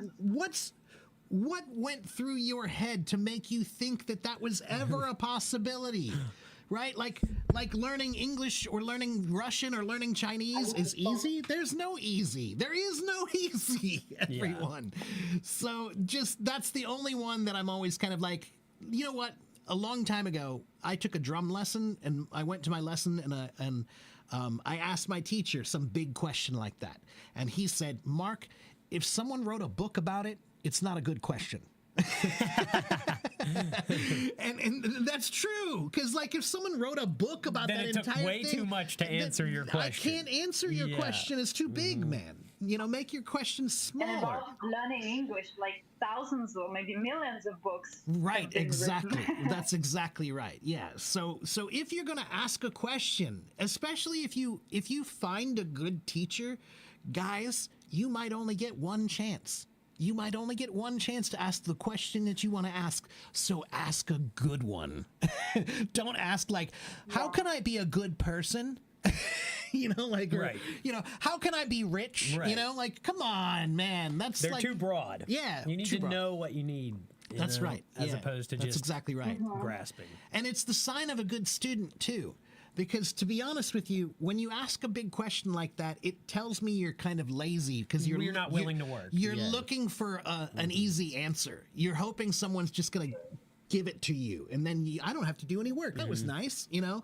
But no, I'm sorry. But It's like that student who is, trying to get ready for the upcoming exam, which the is day tomorrow. before. And Right. I'm like, Exactly. okay, Right. there's Yeah. something, That there should be happens. something I can do. That happens sometimes to me too. Is they'll come on my stream and they'll say, "I'm taking the IELTS test tomorrow. What should I do?" Yeah. And it's like, "Man, I Not can't." take it? Yeah. Take it again next year. You know, like I don't know what to tell you, man. It's tomorrow. You're too late. You should have asked me Yeah. last month, 2 months ago, 6 months ago. You know. So yeah, Mike, I'm with you. I hate those questions too. I just don't understand why you would ask things like Yeah, that. we don't have a get out of study free ticket. Right. You Yeah. know? We respect people who have knowledge because we know it was hard to get that knowledge. Right. So you can't get that respect unless you're willing to do the work. Yeah, that's how it works, everybody. Right. Yeah. I have another little question. Thank you for your answer. I think, Sure. I think your first trip to Europe is a very fulfilling, maybe, Oh, it was amazing. thing. It was absolutely amazing. Yeah. Yeah. And there was another word I've forgotten. Okay. That's okay. I try to use Yeah. those words That's I learned, good. but sometimes That's good. No. You- That You're take- fulfilling, right? fulfilling at is this very good. moment they're gone. That's all Yeah. right. That's okay. After I gave birth, after I got my daughter, is it the right way to say? After I had my daughter, yeah. Mm-hmm. After I had my daughter, I think I've lost a part of my memory, and I can't sometimes remember words, and it's like COVID, something like that. It could be, but also when mothers have a child, they also lose a lot of sleep. Yeah. And your True. brain does not work well if you don't have sleep. There are studies that show that losing sleep is pretty much the same as being drunk. There's a really good book called Why Do We Sleep that is about a lot of that by Yeah. a Berkeley neuroscientist. Interesting, yeah. It's a really good but book. they've shown studies of like yeah. what do you call it, brain scans, right? And somebody who's drunk and somebody who hasn't had a lot of sleep, and the brain scans look almost identical. You know, Yeah, that actually being drowsy and driving is more dangerous than being drunk and driving. right? Exactly. Yes. So, like I said, sleeping is really key to memory. Without proper sleep, your brain just doesn't hold Yeah. memory. And he talks Yeah, about that true. in the Yeah. book too. About I mean, sorry, yeah. no, you No, go ahead. Go ahead, Marina. Yeah, like it's been nine months since I had her, and I think I've lost a lot of speaking skills, a lot of teaching skills, and now I think I came back here just maybe a couple of weeks ago, Mm-hmm. and I realized that, you know, those words that's supposed to come out of my mouth, they just somewhere not here. Yeah, yeah. And I find it really hard to come back to learning English. That's why I try to use every moment when I'm free just to listen or to talk, you know, just try to get back on track, because I've realized how many things I have lost, and how hard it is now for me to speak. And basically, I give myself all those recommendations I used to give to my students now. Yeah. They're quite useful, I think, Yeah. but still very hard. So- I'm in their shoes, you know? I understand. Can I give you one tip that I don't know how much you've watched me or how much you've heard me before, but the most important tip that I give that's all about keeping the words in your mind without losing them, because you lose them because you're not using them, right? That's why we lose Yeah. them. That's what they used to say is if you don't use it, you'll lose it. That's what they said about languages. If you don't practice them, then you'll lose them. And that is true. But you think that you must practice by reading, writing, listening, or speaking, but you can practice just by thinking. You don't need to do anything. So what you said was you're trying to make every minute count now that you're a mom and you don't have so much time. Well, if you are trying to make every minute count, then this is the technique that works for you, because all you need to do, you just live your life the way you normally do. Feed your baby, go out to lunch, go to the market, watch TV, do the dishes. But when you do any of those actions, try to do them with English in your mind, not Russian. That's a very good tip, I think. That is the secret of language. I live in the United States, but I practice Chinese every day because I just think Chinese while I'm doing all my normal stuff. It's a crazy thing. It's not actually as hard as you think. If you attain some just basic level of a language, then you just have to put that in your mind and use it all the time. And within a month, you'll feel comfortable with those in your mind. So Yeah. in the beginning, it feels I very share this scary. one. Yeah. My second language is Chinese too. Oh yeah, okay. Well then, yeah, and actually, for Chinese, this technique works even better because Chinese grammar is so much easier than English grammar or Russian grammar, Yeah. and so all That's you what need. I always say. Yeah. He was like, "Oh my God, you learn Chinese? This must be so hard." And I'm Yeah. like, "Well, writing, Yeah, writing and reading and the maybe, tones. Yeah, but spoken Chinese is so simple. Yeah. You don't have to change any endings like in Right. Russian. You Right. don't yeah, need to that's think of right. There's no anything. conjugations. Yeah. There's no extra words like modifiers yeah. and thes and Male a's and and ands female and and- males and females. And Yeah. right, yeah. All you need is some vocabulary, and you start putting it together, and now you have sentences. Right. That's beautiful. Like I love that. And then you add ma at the end, and it's a Right, question. it's a question, that's right, That's all yeah. you had to do. So there is a simplicity, at least. It's like a necklace, and you have those. That's right. beads, That's you know? right. Beads. You just string them on. That's right. Yeah, that's exactly right. Yeah.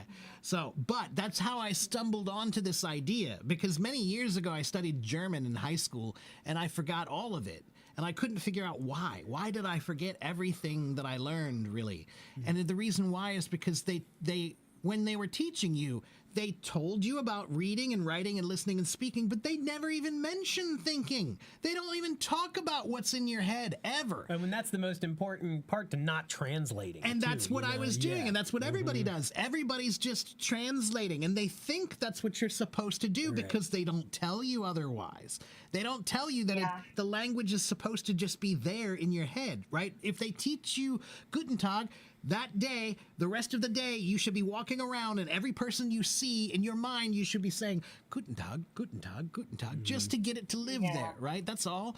But again, I didn't know that, and this time, I didn't want to. I learned Chinese, and I've been studying it for a long time. I lived in Taiwan for 4 years, and when I came back here, I was afraid I was going to lose it because now I'm back here. So I came up with this idea that because I'm a musician, musicians practice music all the time in their head. Like I love the drums, but I can't play them at 3 a.m. because my neighbors will kill me.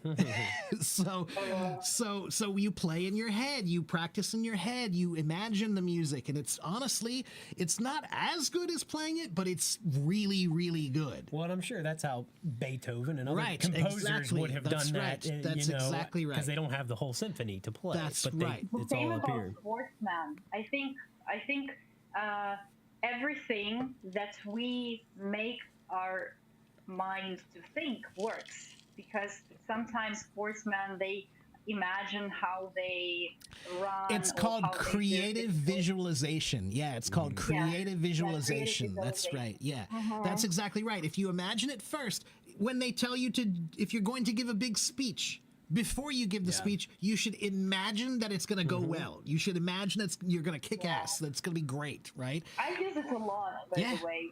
I've never thought about this idea so in such a serious way, but I think Oh, you have to. Yeah, because so life is a performance art. Okay, language is definitely a performance art, and you can't do it well if you don't believe in yourself, right? So every time you see a musician perform, you're paying to see someone who believes in themselves. Okay, and I think that's important to remember, because that's what you need to do. If you do anything and you want to do it well, if you don't believe in yourself, then why should anyone who's watching you believe in you, right? So when you're a teacher, if you come to the classroom and you say like, okay, today I think we're going to learn this stuff here that maybe is going to go, I don't know, maybe I think we're going to try. Yeah. We're going to try. No, they're not. Yeah, they're not going to follow Today you. we are learning this. You come in and you have to say like, okay, here's what we're doing, and this is why it's great. You know, like you have to show them that you believe in it for them to believe in it, right? And the same thing is true when I'm playing music. If I don't feel like I'm doing well, then then they're not going to feel won't engage, right. So again, performance, language is a performance, and if you don't believe in yourself and the words you're saying, then no one else will. Yeah. True. Yeah. That's the secret. Right, definitely. So I can't say I don't believe in myself. I do. I just didn't. This thing is surprising because I think we talked maybe a year and a half ago. I'm sure you don't remember because you have a lot of I people. do remember, actually. Yeah, and that, I do remember you. really? Yeah, I do. Okay. Wow, cool. Yeah, I remember I was working from work and I was so happy and I thought, okay, maybe now I can come up on stage and talk to somebody, and I came to your live. And I remember that live as a very, very nice time to chat. Sorry, people keep calling me. That's okay. Yeah, and then my child, and then all this new brimming life happened. Yeah. Yeah, and I surprisingly. I came to this. Oh my God! You're doing fine, Marina. Listen, this is another problem I've noticed is that sometimes people who are learning a new language, they get frustrated when they can't find a word, and you're too hard on yourself. You have a high level of English, I think. Conclusion is the word that I wanted to say. So I came to this conclusion. Okay, go. good. Yeah. You see, you found it. Yeah, you found it. Okay, go ahead. Yeah, so I came to this conclusion that I just need to do it step by step. I don't need to, hurry up and come back very quickly. So I just do it step by step every day, maybe a couple of minutes, maybe a couple of moments, and I will remember this word conclusion, then another word, Right. and another word. Right. So what I was going to say is just that I forget words in English all the time. Every day I forget words. I can't find them. I'm looking for them. It's happened even on this stream. There have been a few words. I've been like, what is that word? What's the word I'm looking for? Your mind, do you know the word lexicon? Yeah. So that's a good word because it means like all the words that you know is your lexicon, right? That's everything that you know in language, linguistically, that's your lexicon, right? And it's a good word because it reminds you that your mind is kind of like a dictionary. And how easy is it to find words in a dictionary? Not so easy. Like, you know, you gotta find the words, right? So your mind, think about that. We find words, millions of them. We go through so many words in our heads, and we find all these combinations and put them in together, like that. I mean, it's really unbelievable that we're able to pull words together that quickly in our mind, especially when you have such a huge lexicon, right? So my point is just that don't be so hard on yourself when you forget a word. One, that's one point. And then two, remember that language is not math, it's art. So it's not 2 + 2 = 4. It's there are many options, many choices of how you can say it. So if you can't find that word, that's okay. Find another one, or a few, right? So the art of being a great speaker is not having the perfect word. It's about having the perfect words, right? So it means that there are many ways you could say it. It's like drawing. You can draw a picture. I'm not a good artist, so I can't draw a perfect dog, but I can draw something that you can recognize. Okay? And that's how language is. You have to sketch your language. Sometimes you just choose some words that work. Oh, we're losing her a bunch of times. I don't know why. Marina, come back. I wonder if she did finally lose the time. Vadim, I have a feeling, Vadim, that maybe the sound problem is also a HelloTalk issue. Maybe. There's something called ducking, and they told me they have it on all the time in HelloTalk. And ducking means that it's an audio term that when one person is speaking, if another person is speaking, it automatically pushes that one down so that this one's the primary one. So it's basically like a form of compression that's on. And that might explain why her voice sounded like it was closed and then it was open again. Right. It could be the ducking. And they told me they're going to maybe work on that in the next month or so. But I'm going to talk to him about Overall, it again. I can hear her. It's the reason why I can't do music. Right. Because the music is always the levels competing. are way wrong. Right. Yeah. So that's why I finally figured out that that's why it's not sounding as good as it does in my headphones. I see. There. Because it's getting compressed. That's right. Yeah.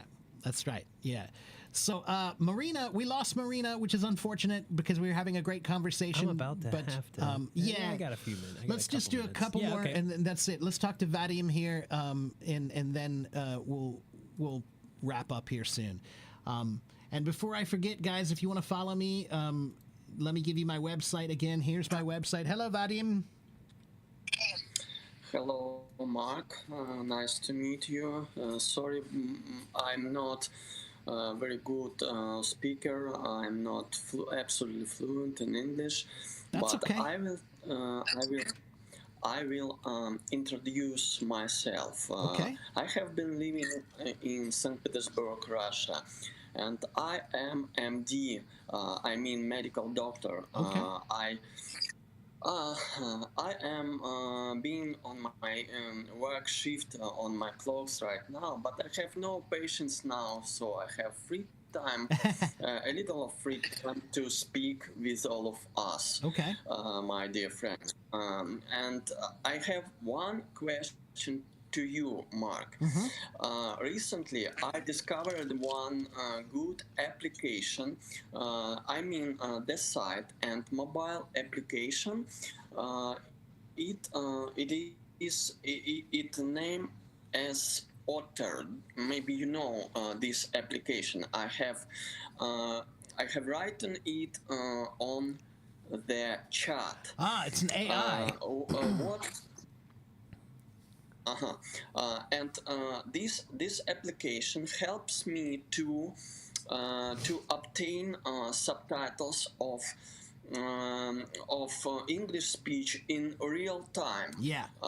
Right during their conversation with other people, and sometimes it helps me greatly, especially if I am speaking with for example, some Asian people, Indian or Chinese people, because it's great problem for me The accents, to yeah. recognize the sounds of those people. I don't know why. Maybe it's maybe I have to get some habits to talk with them. I don't know why, but I got used to listen American native speakers. I have two American friends.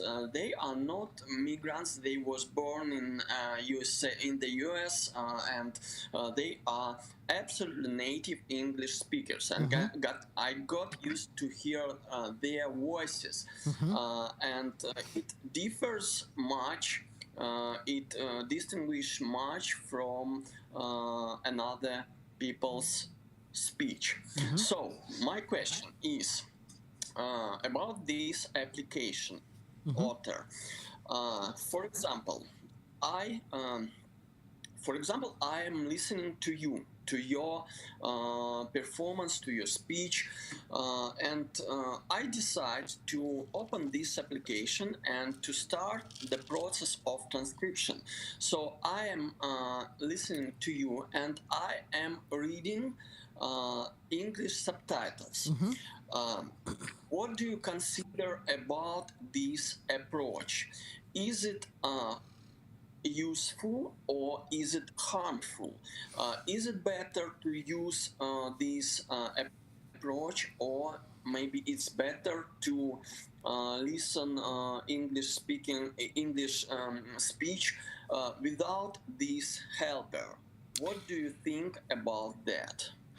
It's an interesting question. So Otter AI is actually an app that I'm going to be using myself soon. My assistant mentioned this app to me recently, that she wants to use it to help me to translate my YouTube videos to be able to make notes for the YouTube videos easily. So it will listen to it for me so I don't have to do it. Right. And then I can just find the notes and make notes from that. So what do I think of this? Well, first, let me start with one fallacy of logic, which is that many people, when they're searching for an answer, they always look at things like it's an A or B situation. But usually it's a combination. It's a C. That's A and B situation. So I think this is one of those cases where, can Otter be useful to you and helpful to you? It can. But you're right. There's a danger that you could use it too much and it becomes what we call a crutch.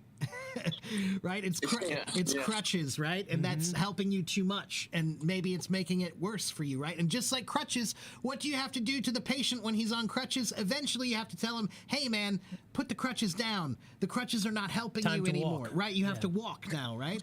Same thing with this, where what I would say is it's good, but it's also good to push your ears to try to listen without any help, right? So what I would suggest is both, right? You should do some using Otter, but you should also spend some time challenging your ears to hear new accents.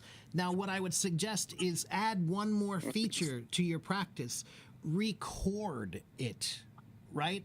So if you can record an Indian person you're talking with, and you can practice listening to that again and again, now you're hearing the same Indian person speak, and that means you can start to learn about their particular way of speaking and their accent, right? But if you're listening to 100 different Indian people every time, you're making your life harder because everybody's going to be a little different, right? So it's harder for your ears to figure out the accent if you vary it too much. Too many so levels. that's right. So what you should do is find one person who you like the way they speak, you think their Indian accent is good, it's pretty good, and then record them and try practicing listening to their voice with that accent, right? So I do this, anybody who's using English at work, if they're doing video calls or audio calls, I tell them record it, because then you can practice listening to that person and learn about their voice and their pronunciation and their accent and their vocabulary, right? And that's better than it's hard to make progress if you're listening to something different every single time. You need a baseline. Right, you need a baseline. Yes. Right. Thank you very much. So find a way to make it Thank you very much. both And A I and B. noticed, and I noticed that sometimes I have feeling that this application even hampers me to make some progress. And for example, I understood, I think 100% of you have said. Mm-hmm.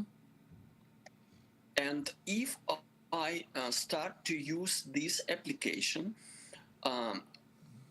I think it's worse for me. Right, sometimes. right. That's like So a child probably who you- learns how to ride a bike with the training wheels on the whole time, right? Like eventually you have to take the training wheels off Yeah. the bike so the kid can learn how to ride. And sometimes you have to fall down a little bit, and you know that's just the process. But yes, you're right. It can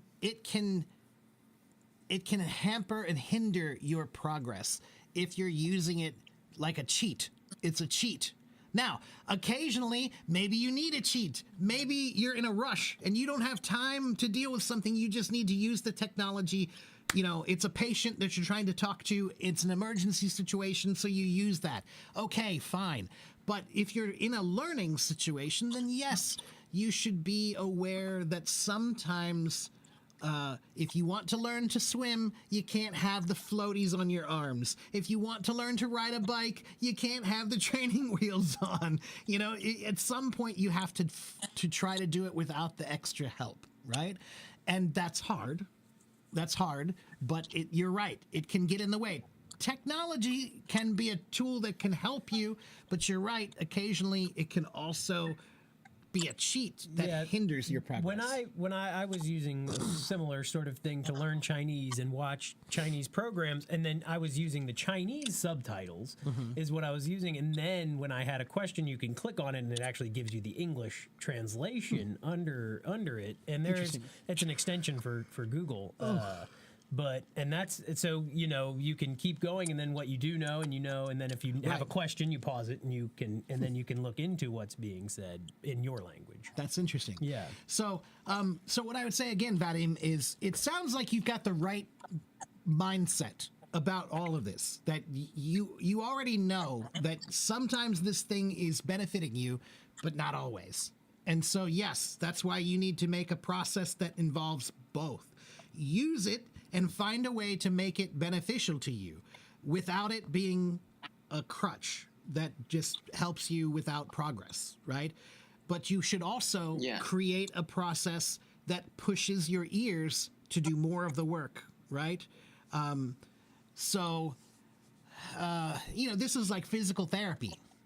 This is like physical therapy that, like after somebody's in an injury and a car wreck, You got to keep working your then they shoulder. got to keep working Yeah. your shoulder and every day, and it hurts and it's painful, but you have to do it, right? And you have to keep doing those exercises. It's the same way. Learning is painful sometimes. A lot of times. Yeah. Yeah. So, Yeah. yeah, and it should be painful. Okay. It should be painful sometimes, right? So use every tool you can, but you're very wise to be aware of when a tool is not helping you anymore, but it's actually hurting you. That's a very wise thing to be aware of. Okay. I can be here on the stage right now, or maybe you will invite somebody else. Sure, that's okay. What should I? Do you have any okay. do you have any other Okay. questions for us, I have- Vadim? Yes, I have another question for you. And then we'll wrap up.